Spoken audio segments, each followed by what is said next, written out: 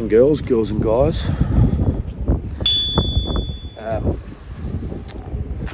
Yes, the day after England-France. How does it feel to be an England fan? There's not many of us around here anymore. But this is how it feels to be an England fan. How it feels to be an England fan today.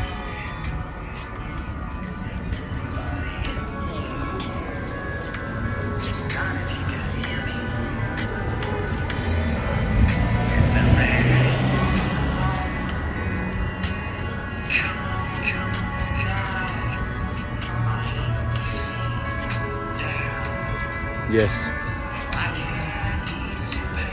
Are you sure? You sure? I'm trying. Harry Kane missed a penalty. He's the captain, he should have scored. It hurts right there.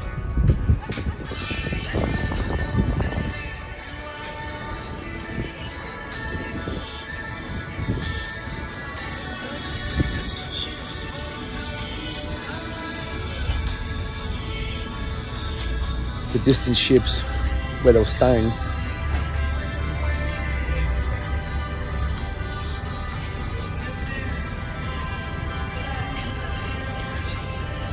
Sounds like Southgate on the sideline.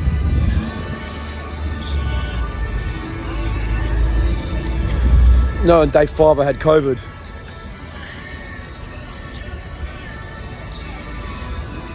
No, my feet had blisters.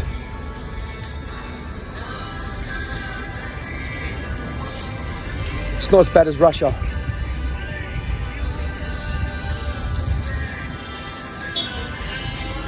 This is not how I am.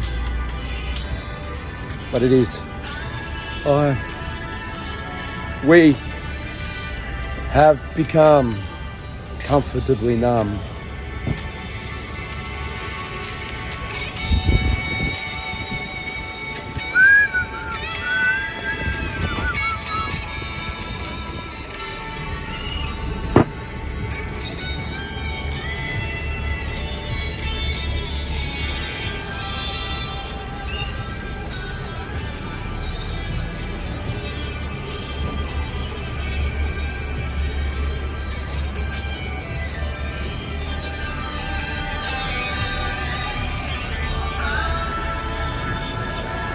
We have become comfortably numb.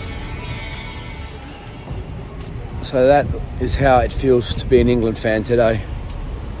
I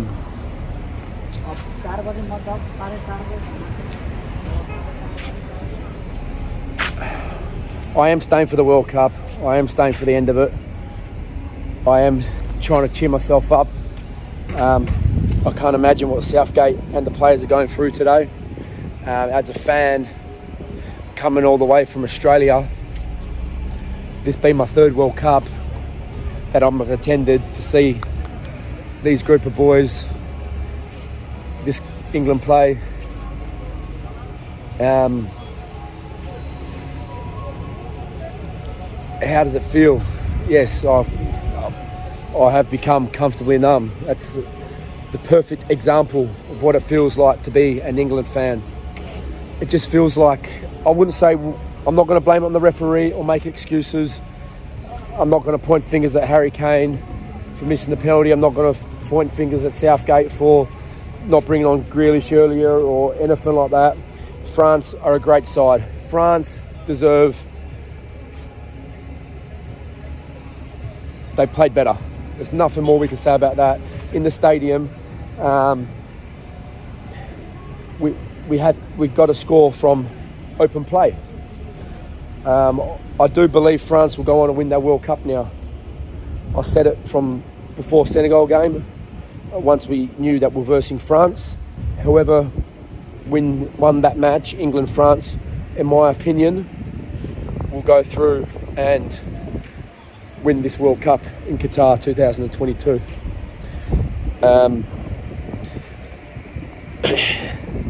It necessary. Feel like it's been robbed. The referee was he was terrible. How was that not a foul on Saka where they scored the first goal? Like, you've got VAR there. Can't even remember now if it went back to VAR.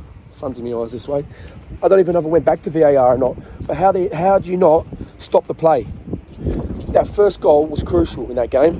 Whoever scores first, then it just becomes a tactical game.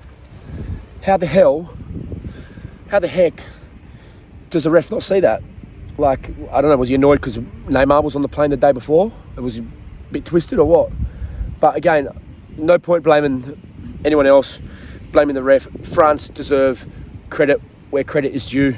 As much as I do not like to say that, you need to celebrate your victories, and you need to be humble in defeat. As bitter as it is, it's a bitter, horrible pill to swallow. You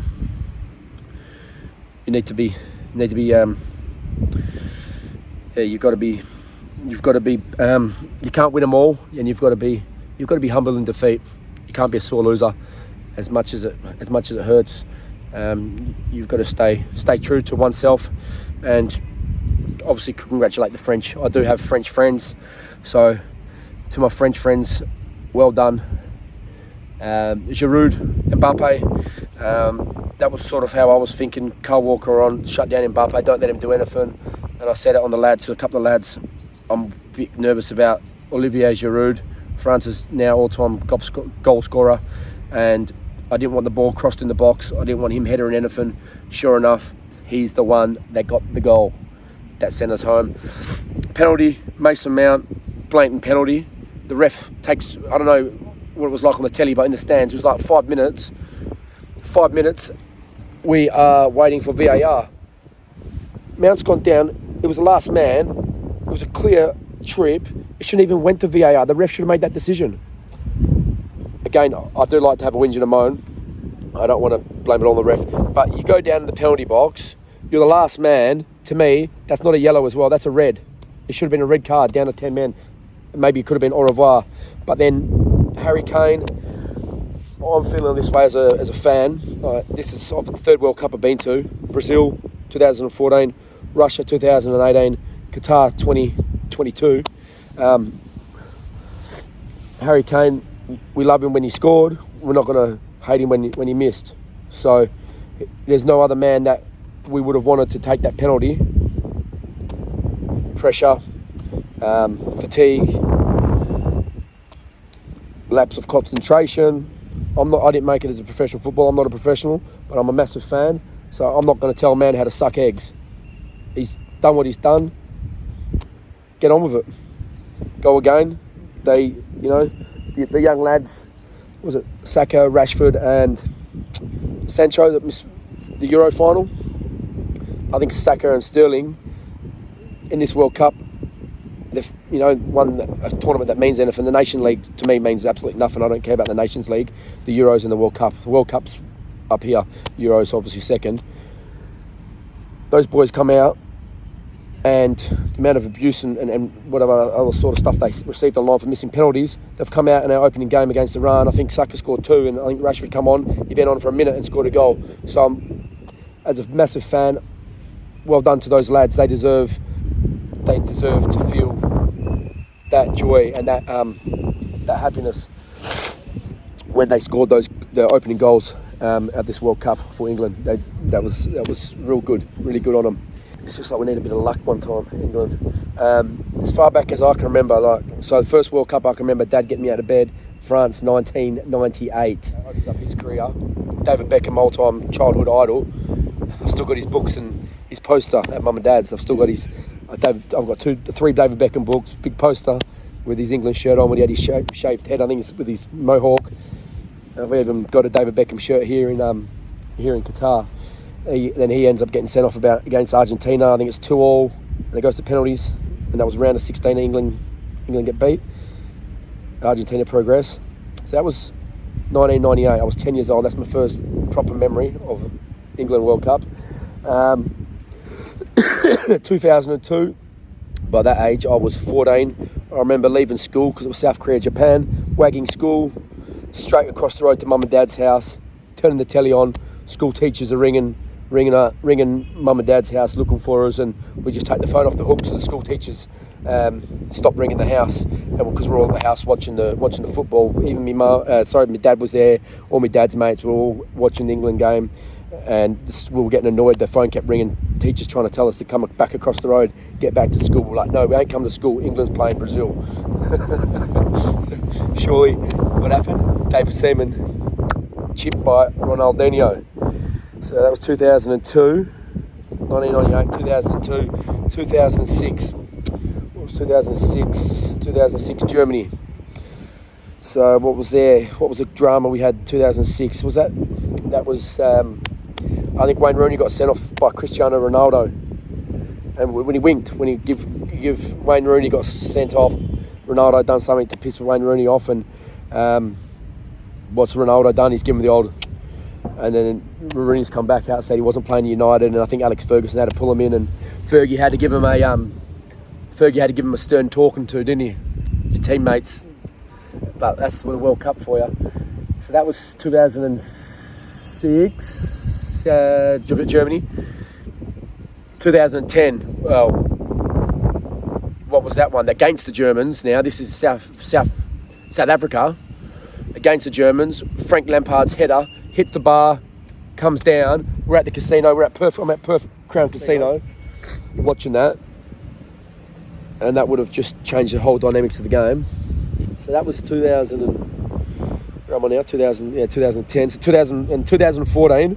I finally had saved enough money, and I was working on Barrow Island, and I go in and I see my project manager, my construction manager.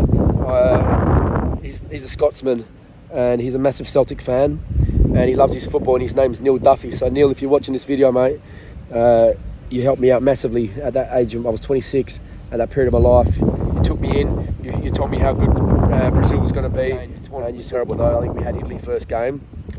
Terrible. Uruguay, Italy and Manaus, and then we was Uruguay, Sao Paulo. So I didn't go to Manaus, went to Sao Paulo. Ticket didn't rock up, so I haven't even seen England at this stage. I've seen Messi play at Belo Horizonte. I seen Messi play at the Maracana. So Messi was the first player I think I've seen score a World Cup goal actually at a match. Being at the match, Messi. And then we go to Belo Horizonte, and we drew Costa Rica. Didn't even make it out the group stages. So that was Brazil. So that was Brazil. Now, Brazil, I had a great time in Brazil, and travelling to the World Cup at that period, that was absolutely brilliant. And Belo Horizonte, my mate Eamon that I was with in Callum last night, Belo Horizonte, we had a spare ticket, and we give it to a Brazilian girl. And I'll tell you about that story later on. Glenda, her name was, we give her a ticket. It was one of the best memories I have. And then Russia, everyone knows what happened in Russia. Croatia, semi-finals, had me St. George's face paint on, and it was the best, 65 minutes of my life, however long it was, we're 1-0 up, and then when Croatia scored that equaliser, that went to extra time, and then Croatia got that equaliser, that was worse than today being beat by France. It was because I'd bought a final ticket banking that England were going to get all the way through to the final, and I don't quite want to tell anyone just yet what I paid for that final, for the World Cup grand final. So then I've seen France beat Croatia. So I did not want to see France win yesterday against England. But it is what it is, and yeah, I'm cheering myself up. Anyway, who do you reckon England's best player was last night, guys? Who was England's best player? And is Southgate staying? Cheers.